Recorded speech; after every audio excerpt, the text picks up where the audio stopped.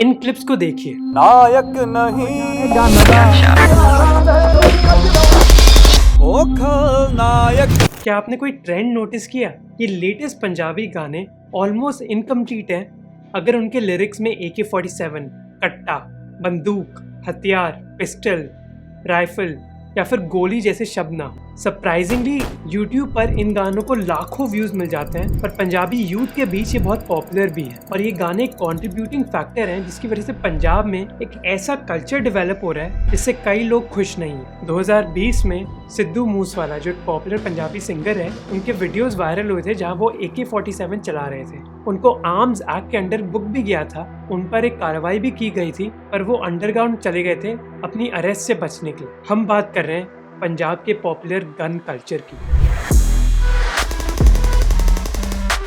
पंजाब के chief electoral officer के हिसाब से पंजाब में almost 4 lakh active licence weapons हैं। इसका मतलब है कि ऐसी स्टेट इसमें देश की 2% पॉपुलेशन है, उधर देश की 10% लाइसेंस गन्स है। अगर हम पॉपुलेशन को अकाउंट में लें तो जम्मू एंड कश्मीर और हिमाचल प्रदेश के बाद पंजाब ने 3rd highest number of gun licences issue करे थे 2018 और 2020 के बीच। पर याद रहे कि हम बस लाइसेंस गन्स के बारे में बात कर रहे हैं। आपको भी पता होगा कि इंडिया में कई अनलाइसेंस गन्स भी हैं और उनके बारे में हमारे पास इतना डेटा है नहीं। पर इस रिपोर्ट को देखिए जो नेशनल क्राइम रिकॉर्ड्स ब्यूरो की है और जिसने बताया कि 2020 में पंजाब से करीब 830 अनलाइसेंस आर्म्स सीज करे गए थे। अब एक ऐसी स्टेट जहाँ करीब 4 लाख लाइसेंस वेपन्स हैं, 830 अनलाइसेंस वेपन्स होना कोई बड़ी बात है नहीं।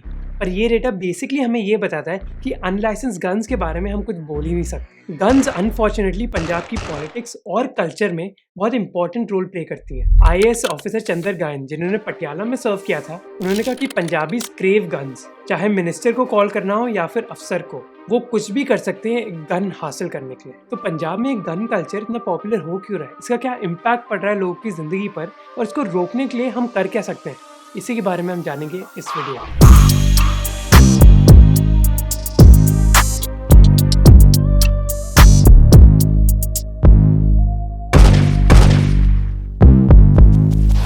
तीन फैक्टर्स हैं जो इस गन कल्चर के लिए रिस्पॉन्सिबल है। पहला फैक्टर है मिलिटेंसी, जो पंजाब में उभरी थी 1980s के वक्त। Hindu mobs killed thousands of innocent Sikhs. Between 2,000 to 3,000 Sikhs were burnt alive. Punjab की मिनिस्ट्री ऑफ होम अफेयर्स के हिसाब से जिन 4 लाख एक्टिव गन लाइसेंस की हमने बात करी, मेजॉरिटी ऑफ वो लाइसेंसेज एक्चुअली 1980s और 90s में दिए गए थे जब मिलिटेंसी बहुत हाई थी पंजाब में।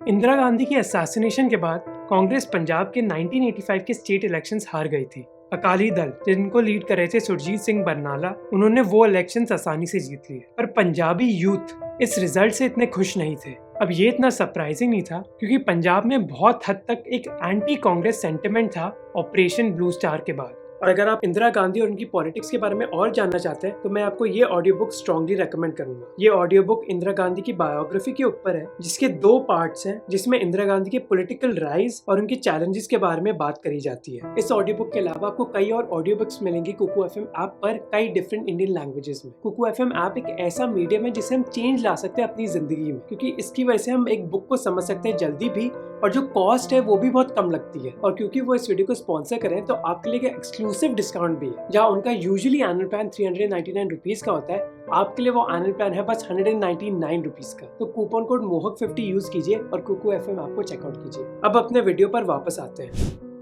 कई लोग ये मानते थे कि अकाली दल लीडर्स एक्चुअली कांग्रेस और प्रधानमंत्री राजीव गांधी की साइड में है। तो अकाली दल सरकार की एक बहुत बड़ी जिम्मेदारी थी उस यूथ को कन्विंस करना कि वो एक्चुअली कांग्रेस के साथ नहीं है, बल्कि वो यूथ को सपोर्ट करते हैं। इसी वजह से 1985 इलेक्शंस के पहले अकाली दल ने प्रॉमिस किया हजारों सिख नौजवान को जेल से बाहर निकालने का, जिनको मिलिटेंसी या फिर डिफरेंट प्रोटेस्ट के दौर में अरेस्ट कर दिया गया था, पर उनके खिलाफ इतने सीरियस चार्जेस नहीं थे या फिर इतना एविडेंस नहीं था। ऐसे कई नौजवान तब अरेस्ट हुए थे जब वो प्रोटेस्ट कर रहे थे ये डिमांड करने के लिए कि सेंट्रल कंट्रोल चंडीगढ़ पंजाब को ट्रांसफर कर देना चाहिए। इसलिए बरनाला सरकार ने एक कमेटी अपॉइंट करी जिसको लीड कर रहे थे जस्टिस अजीत सिंह बैंस। बलजीत कौर जो जस्टिस बैंस के साथ काम कर रही थी, उन्होंने कहा कि उनके काम की वजह से करीब 3000 लोग जेल से बाहर आकर अपने घर और गांव वापस जा सके। पर कहानी में थोड़ा ट्विस्ट भी था। पंजाब में कई लोगों ने दावा किया कि ये सही बात है कि कई लोग जिनको जेल में डाल दिया गया था वो इनोसेंट थे, पर उसके साथ ही साथ कई लोग उनके बीच रेडिकल भी थे।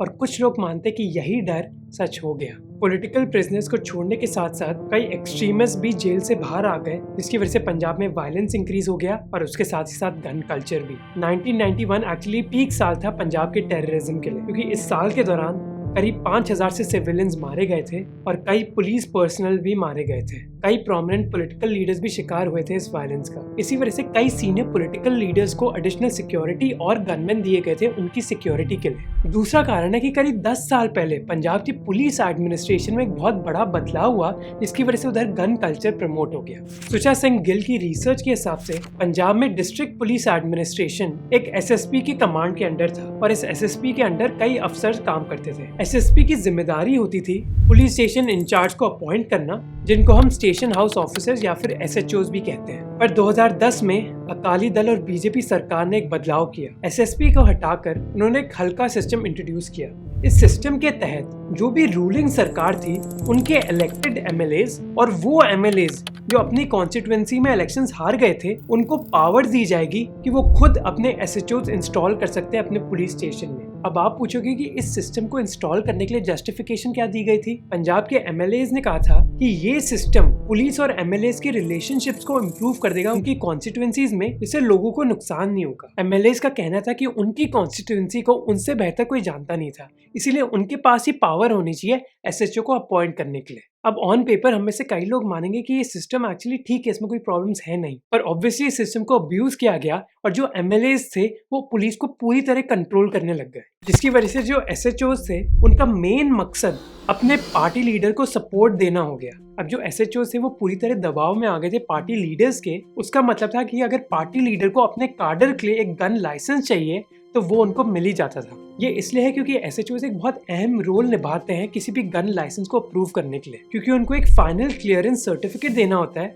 जो डिस्ट्रिक्ट मैजिस्ट्रेट यूज करते हैं किसी भी गन लाइसेंस को ग्रांट करने के लिए। ये एक बहुत आसान तरीका हो गया पार्टी लीडर्स के लिए अपना सपोर्ट बढ़ाने का अपने कार्डर के बीच। वो अपने कार्डर को एक गन लाइसेंस देते और उसके बदले में उस पार्टी लीडर का सपोर्ट और बढ़ जाता। इस सिस्टम की वजह से अनफॉर्चुनेटली पंजाब पुलिस के हाथ बंधे हुए थे। टेररिज्म के दौर के दौरान कई पुलिस ऑफिसर्स को प्रमोशन मिली बिना नेसेसरी ट्रेनिंग के या फिर प्रमोशन एग्जाम के, और इन पोजीशंस को मेंटेन करने के लिए ही उनको पॉलिटिशियंस की हाँ में हाँ ही भरनी पड़ी। जब कांग्रेस की सरकार पावर में आई थी 2017 में, उन्होंने प्रॉमिस जरूर किया था कि वो सिस्टम को हटाएंगे, पर इनफैक्ट उन्होंने ऐसा किया नहीं। तीसरा कारण इस गन कल्चर के पीछे जिससे हम सभी वाकिफ हैं वो है पंजाबी गाने। सृष्टि जायसवाल जो एक इंडिपेंडेंट जर्नलिस्ट हैं, उन्होंने एक बहुत अच्छा आर्टिकल लिखा इस मुद्दे पर द मॉर्निंग कॉन्टेक्स्ट के लिए। उन्होंने कहा कि पॉप कल्चर ने गन्स को कूल बना दिया है और ये स्टार्ट हुआ था 2001 में, जब पॉपुलर पंजाबी सिंगर बाबू मान ने अपने गाने कब्जा में गन को ग्लोरीफाई किया था। इस गाने में उन्होंने कहा कि पंजाबी नौजवान को रिवॉल्वर उठा लेना चाहिए जमीन के मुद्दों को सेटल करने के लिए, और कई और पंजाबी सिंगर्स जैसे मनकीरत औलख और करण औजला ने इस चीज को अडॉप्ट कर लिया अपने गानों में। राजेश गिल जो एक प्रोफेसर है सोशियोलॉजी की, उन्होंने कहा कि कास्ट का एक बहुत इंपॉर्टेंट रोल है पंजाब के गन कल्चर में। गन्स को एक स्टेटस सिंबल की तरह दिखाया जाता है और ये पॉपुलराइज किया था अपर कास्ट जाट 6 ने। गन्स ऑलमोस्ट एक फैशन स्टेटमेंट बन गई है और एक प्रेस्टीज की बात हो गई है बड़े बड़े लोगों के लिए पंजाब में। इनको पब्लिक में स्पेशली मैरिज सेरेमनीज और दूसरे ओकेजन्स पर खुलेआम दिखाया जाता है, जिसकी वजह से अनफॉर्चुनेटली कई एक्सीडेंटल डेथ्स भी हुई हैं। जैसे 2016 में कुलविंदर कौर जो 25 साल की एक प्रेग्नेंट डांसर थी, उनकी मौत हो गई थी भटिंडा में एक एक्सीडेंटल फायरिंग की वजह से। ऐसा ही इंसिडेंट हुआ था 2021 में जब स्टूडेंट काउंसिल इलेक्शंस के बीच कुछ क्लैशेस हो गए थे श्री गुरु अर्जुन देव खालसा कॉलेज में, और अनफॉर्चुनेटली ये सिचुएशन और बिगड़ सकती है अगर कोई ठोस कदम नहीं उठाए गए। 2019-20 की एनएसओ रिपोर्ट के हिसाब से पंजाब की अनएम्प्लॉयमेंट ऑलमोस्ट 7.4% है, और कई एक्सपर्ट्स मानते कि अगर इस अनएम्प्लॉयमेंट को काउंटर नहीं किया गया तो एक गन कल्चर बढ़ता ही रहेगा। और पंजाब के पॉप कल्चर के इम्पैक्ट के पीछे रिसर्च एविडेंस भी है। रिसर्च ने दिखाया कि पंजाबी यूथ के बीच ड्रग्स और अग्रेसिव बिहेवियर के पीछे कंट्रीब्यूटिंग फैक्टर पंजाबी गाने हैं, जहाँ ड्रग्स, गन्स और वायलेंस की बातें होती हैं।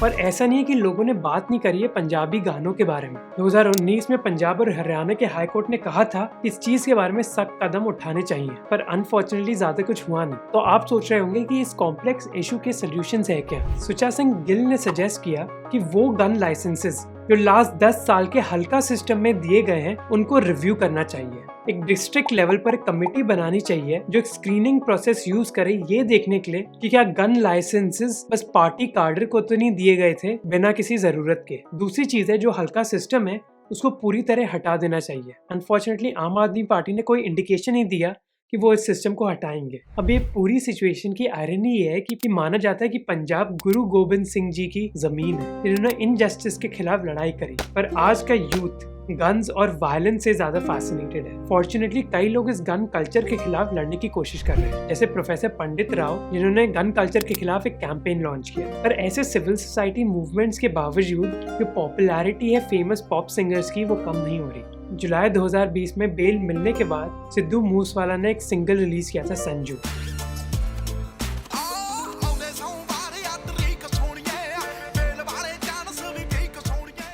अर्पित शुक्ला जो पंजाब ब्यूरो ऑफ इन्वेस्टिगेशन के डायरेक्टर थे, उन्होंने कहा कि इस गाने में इलीगल गन्स की पोजेशन को ग्लोरीफाई किया जा रहा है और ये कहा जा रहा है कि क्योंकि एक एफआईआर रजिस्टर हुई थी उनके नाम पर, वो एक उनके लिए प्राइड का निशान है। पर अगर आपके पास एक गन है तो उसका मतलब ये नहीं है कि आप एक रियल मैन है। इसलिए नेक्स्ट टाइम अगर आप एक पंजाबी गाना सुने जिसमें वायलेंट लिरिक्स हैं तो पंजाब में इस मुद्दे के इम्पैक्ट के बारे में जरूर सोचिए, क्योंकि इस गन कल्चर को खत्म करना बस हमारे पॉलिटिशियंस की जिम्मेदारी नहीं है बल्कि पॉप इंडस्ट्री के फैंस की भी है जो उनके गाने सुनते हैं। So I hope you like the video. अगर आपके पास कोई भी फीडबैक है तो हमें कॉमेंट सेक्शन में बताएं।